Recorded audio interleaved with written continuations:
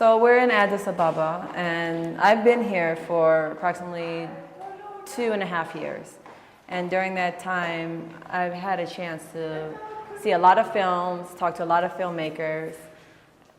But I want to give the audience who isn't familiar with Africa and East African cinema direct insight from an Ethiopian filmmaker.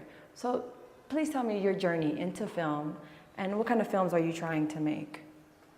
Well, I've always liked watching movies as I was a child, and we actually didn't have access to movies as we were little boys.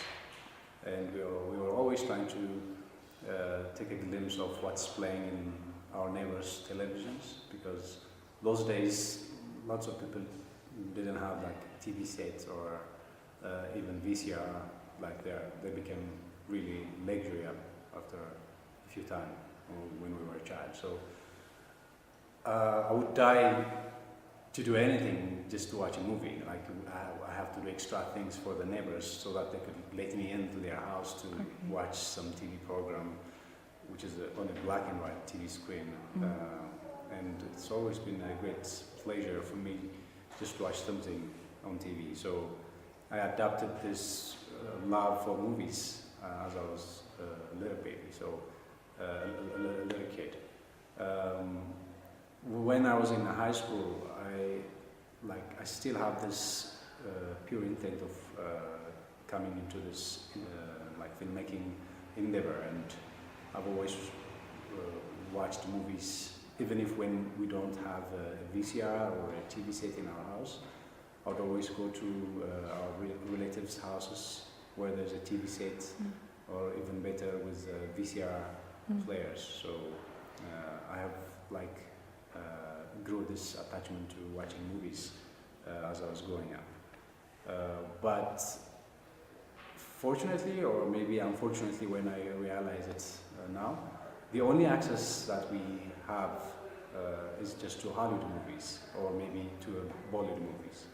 We don't actually have anything from Europe or from other African countries or from Asia or anything. So my movie experience is only limited to what comes from the West or maybe from India. But that's changed a lot. Not really. I mean, I can't say this. It's because I have become to understand the difference in cinematic style and storytelling with this different cinema categories, or cinema where it's generated from, that I always try to find cinema from a different place other than Hollywood or what's very accessible here. But still, we don't actually get a very good access to other cinemas other than Hollywood movies, so like I said, Bollywood ones. Because like they are very much commercially successful, and they still dominate the film sales, or whatever. If you go to a video store to rent a movie, your choice is either a Hollywood one or a Bollywood one. So it's just, you need to have an extra effort, try to find a European movie. Or in fact, the only chance, like the abundant titles that I could find was when I went to Burkina Faso at Imagine Film Institute in 2009. And there's a video library. They have like all sorts of movies on DVD from all around the world. So that was like, I really enjoyed my time there. Other than the class that we took, I always have time to watch movies, which I didn't actually get a chance to see before. So that was my upbringing. Like, I watched too many Hollywood movies, and I was very much attracted to them. So my inspiration comes from the Hollywood movies. So that actually have an influence in, like, I'm really trying to separate myself, or try to make my movies dependent on themselves, not just to, since, like I told you, I grew up watching Hollywood movies, like those kind of movie where storytellings try to reflect on the movies that I make. So now I began to understand, like, I need to have a distinct voice on the movies that I make. So I always like to watch other cinemas, what kind of different styles there is, or any other different techniques that I have to develop in a certain way or as a style. So that was the attraction that paved the way for me to come into the film industry or the film making movement here. And I studied a camera, especially photography lesson here locally. And I start to use cameras to film different occasions. So that's like I was just trying to get very close to understanding how the camera works and how you actually create something meaningful with your camera, and if somebody sees it and if they actually get what you want to say, that really created a special feeling for me as a filmmaker at a very young age then. That I studied this camera, how to operate a camera kind of lesson, and then photography. I began to develop my skills in operating the camera and also take photographs. And there is a local film, video and editing training center. I joined that school and took some TOTs, like training of trainees, and became part of the institute as an instructor. So I was always giving lessons to students how they could use cameras, operate them, and so. But the lessons then were only limited to how the camera works, how do you operate it, what comes if you press this button, and what happens if you do this and that. So I start reading and exploring more about not just the technical aspect of the camera, but also about storytelling, about directing and everything. So I started to develop different approach to filmmaking and try to change a little bit of the lesson outline or the lessons that the school gives to the students.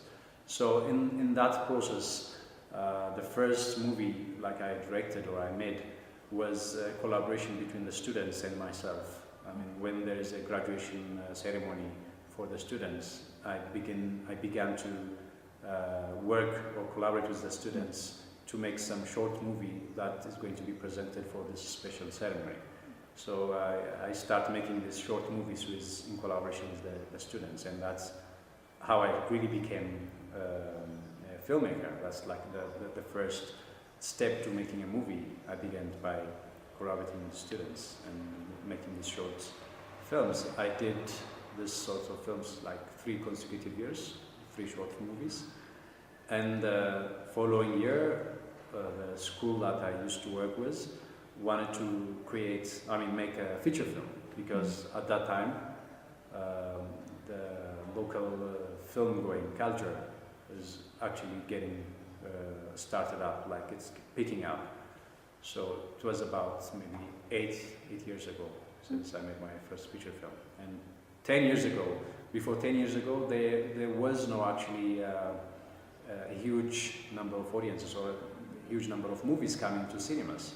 There were movies being made, but those movies were video films which are straight to VHS.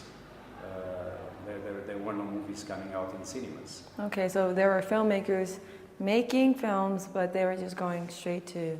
Exactly, VHS. And was the quality different, the style different than it is now? Because I wasn't aware of that. I had never heard that films were going directly to VHS before.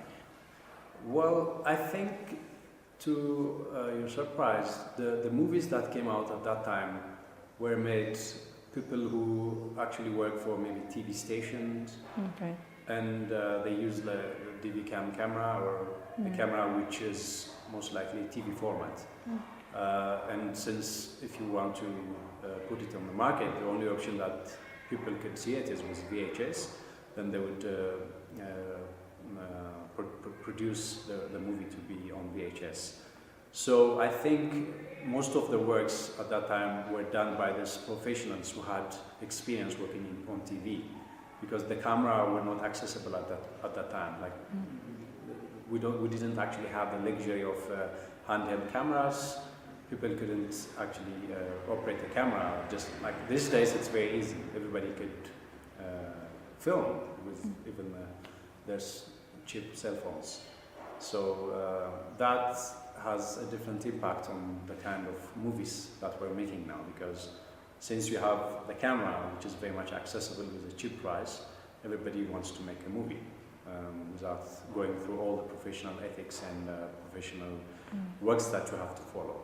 But at that time, this was not the case. Like, so the cameramen were cameramen who are very much experienced in TV, and the directors have also experienced making TV programs or maybe working on theater, things like that. So they were actually quite serious and like close to professional, but you don't actually see this brave kind of camera techniques or movements that you see these days with young generations, you know.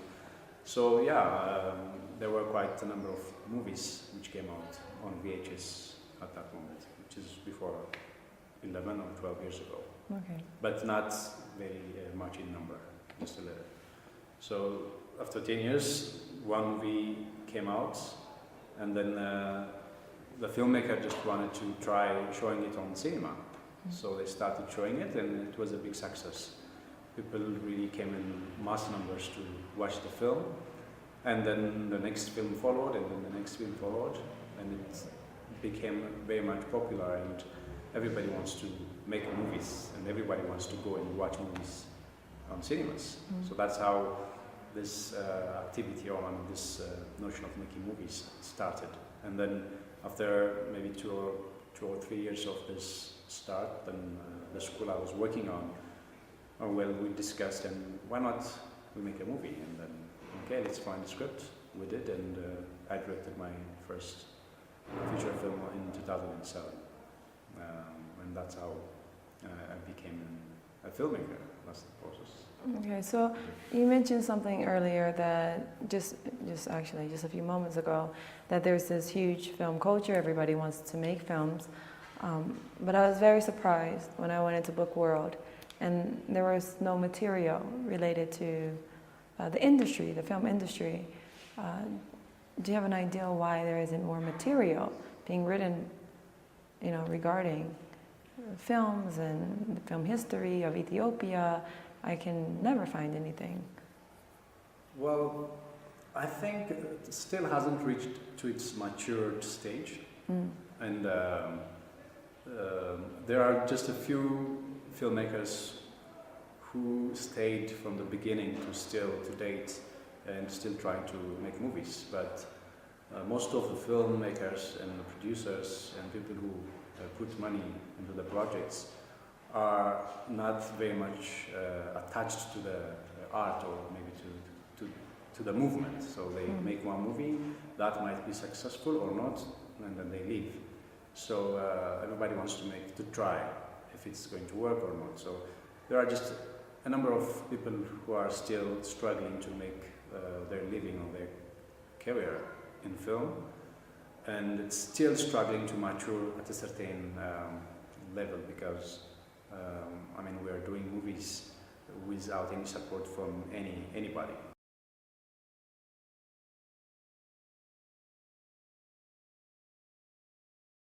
Please describe the types of support, the type of investments that are happening within the film industry. If I'm a young or old Ethiopian filmmaker and I want to make a really wonderful movie, where do I go to get interest? Financial interest we're talking about. Yeah. I mean, you like to make movies here in Addis or maybe any part of Ethiopia.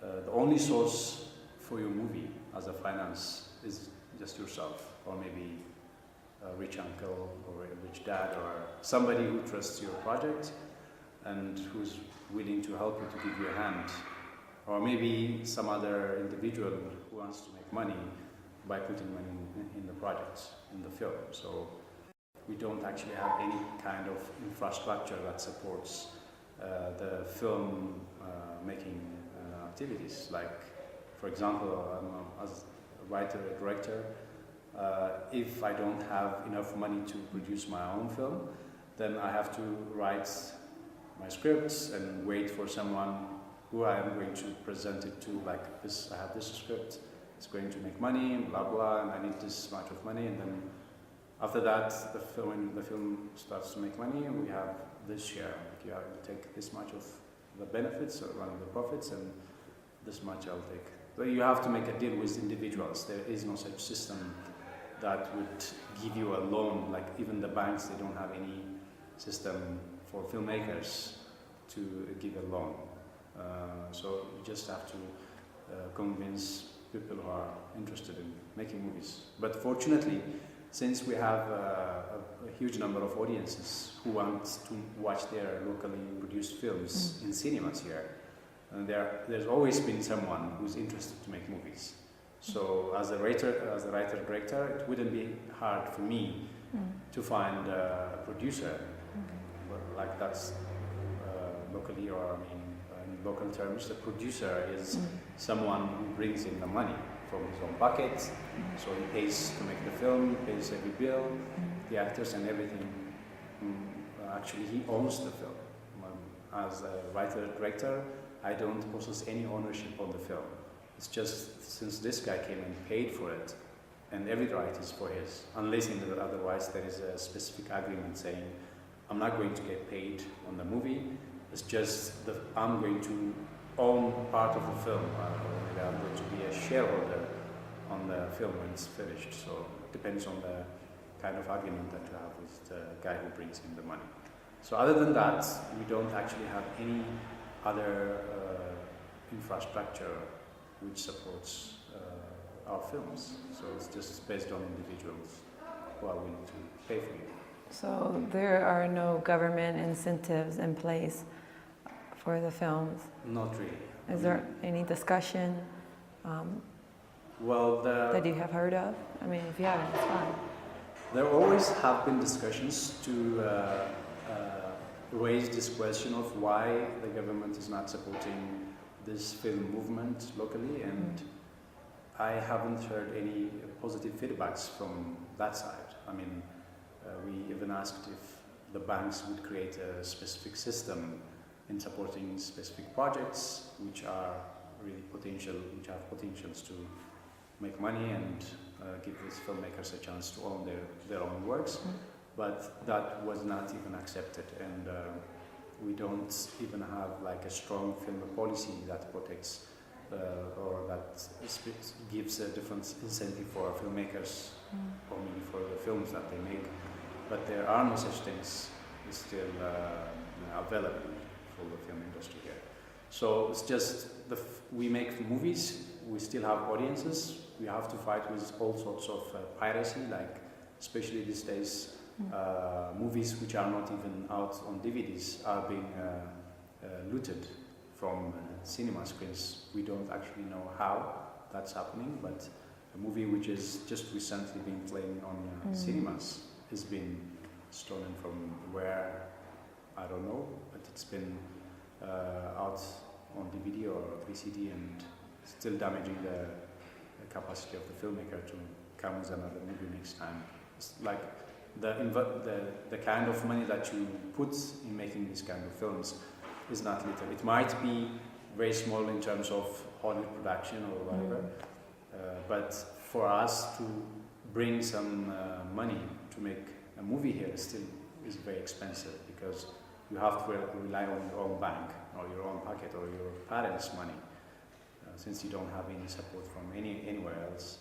So it's still relevantly very expensive to make a movie. So it's always very hard to find a way to distribute your movie very easily, very safely, and very appropriately, so that you would get the investment that you have spent making it, even make profits off of it.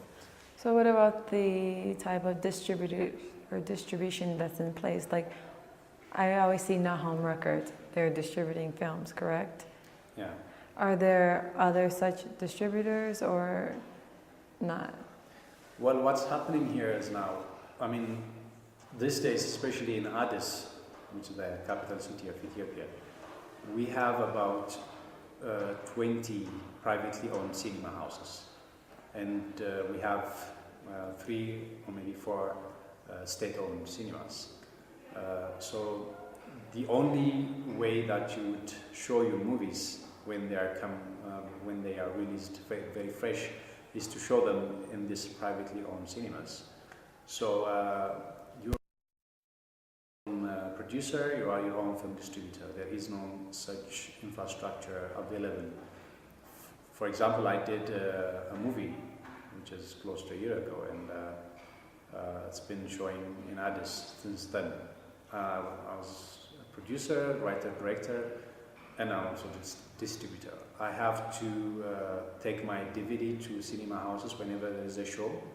I personally have to take a copy of the DVD, show it, and then take the DVD back, because you don't leave your copy in the cinemas. You have to watch out, and you have to, since there is this issue, like films are being stolen from cinemas, and there is no system that you would be safely give your film to cinemas, and you don't have to bother going every time when there is a show. So, for example, fortunately, if I have 20 shows per day, like means all the cinemas wants to show my movie in the same day.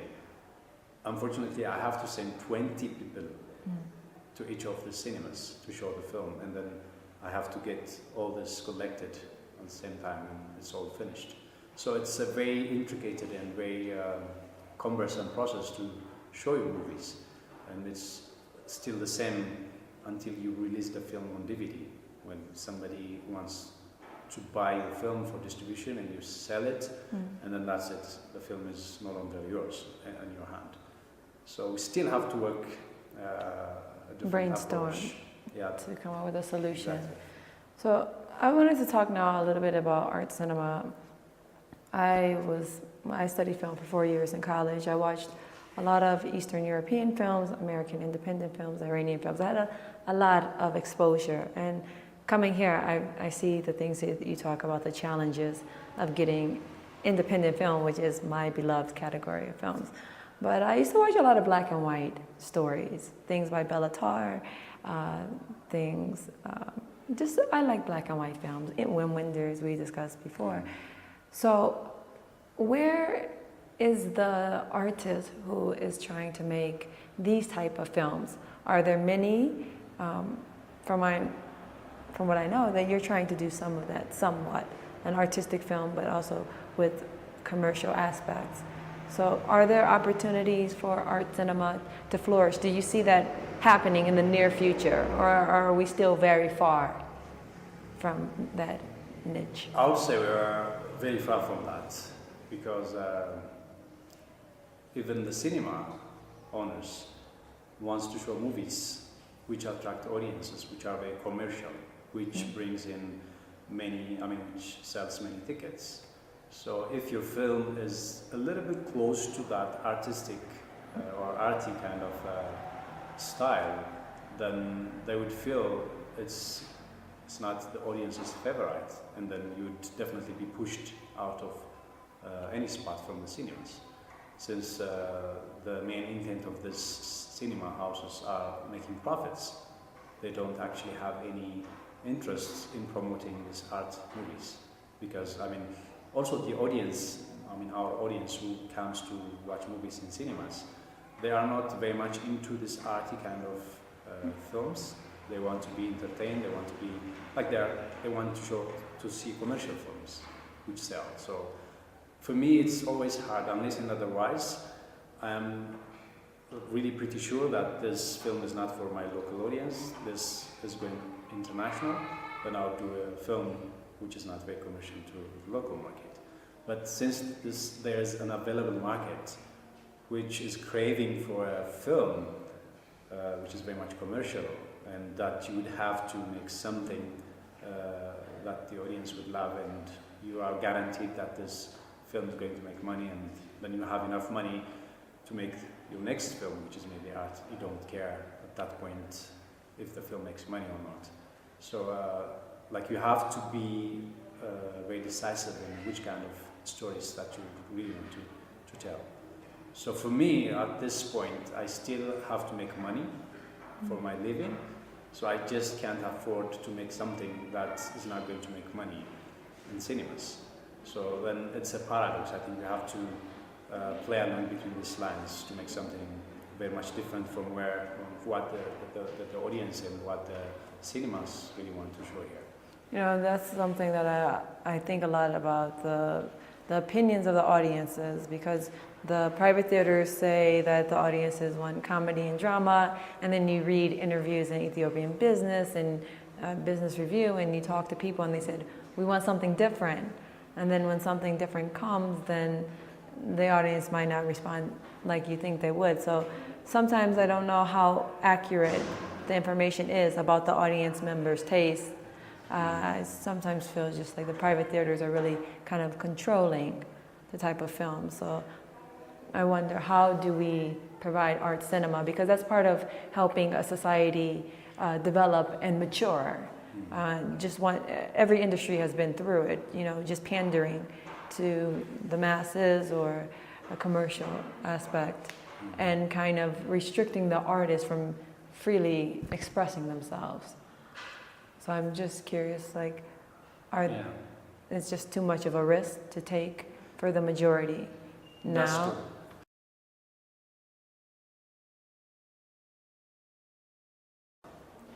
As an independent filmmaker, someone devoted to art cinema, being here, I find it very challenging to get the kind of support that I need, and I find myself going back to America. And I'm just wondering how to get the attention of investors, not to just concentrate and focus on money, but the growing in maturity for the whole society, because film is very relevant, powerful, you know, art form. So how do we get there? Just as ideals that... Yeah, I mean, I think we are pretty far from that. I mean, this issue has to be solved with many stakeholders who are directly linked to this industry. I mean, as a filmmaker, if I make something which is, like you said, very much focused on like the social or artistic side of making a movie, then there has to be somebody or some maybe cinema house who is really ready to support this kind of films and who will be showing this kind of films to the audience for unlimited time, because either I have to guarantee myself like I make this film and I don't care if it makes money. Right. But it's not just about losing money making the film, but it's if you want, I mean, if you make a film, you want it to be shown. Like, I don't want to make something that I'm going to watch by myself. Yeah. It has to be put to mass audience. They have to see it. So if I don't get that chance, then there's no point in making it. So I think it's, I don't know, I hope it's going to change in a short future. That's my hope for that, because especially if you are a filmmaker who really wants to add, like you said, something, contribute something with the art form that you're working on to the people or to your community. And then you have to make something which is very much relevant to the existing markets and still be able to, you know, deliver that kind of information or maybe message or whatever you are trying to say in that film. So I think it's not just the filmmaker who has to certainly think about this kind of issues, but it's all the stakeholders, from even the government side, from privately owned cinemas, and everybody. So I think hopefully everybody would come to this point where they would give this special support to films like that.